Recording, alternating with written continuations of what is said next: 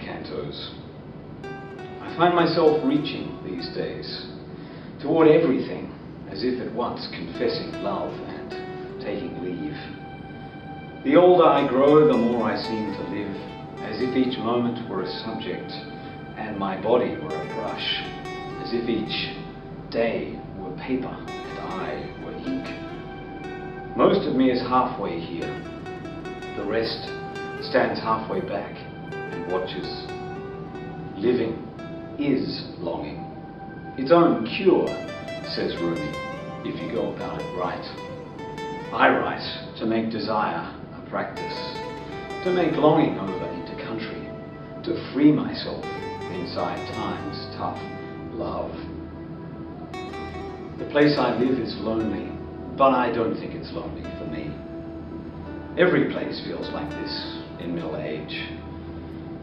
Every day the light loves the floodplain and leaves her. Every dusk, the last time. Every dawn, the first.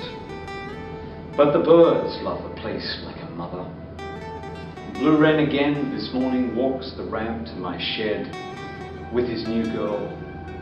Children, prophets, lovers. You are most handsome when you are after food. Rumi again. The birds are desire, become a voice and a colour, a form and a game, whose rules are the hours of the day. The more I love, the more often I am fired, broken and remade. The emptier I become, the more pain I learn to bear, a useful skill in a bright and bleeding world, and forget. I learn slowly, but the birds teach me distance and delight. The knack of being here and elsewhere at once. The more I dwell, the less I know for sure. I live in a state of habitual confusion. Like Berger, a man who's lived in love a long time now. In art, as in love and weather, one's mind is in one's body again. One is, for a time, a place, painted by Bluewrens, all one's longing, a nest made empty by song.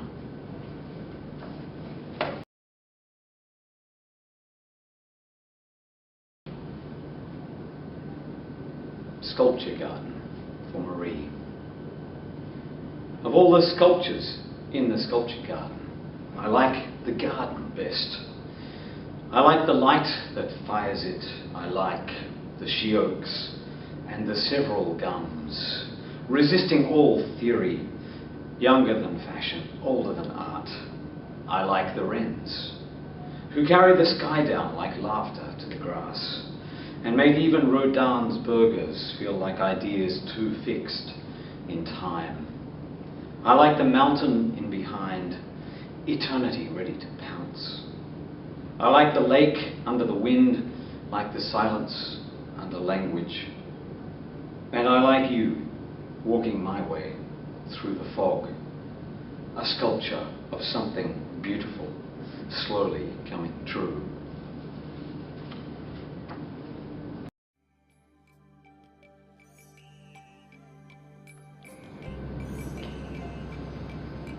Sandhill cranes for Anne.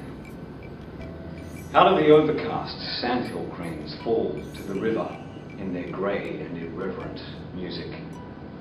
I'd seen them in the cornfields as I drove, ghosts in remission, slow food scavengers, part-time monogamists, making the most of it in the rain.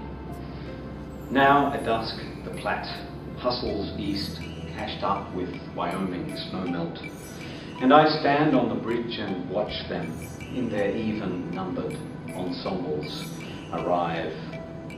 They carry their legs behind them like music stands they never learned to fold, and they slash a loose graffiti on the cloud bank as they come.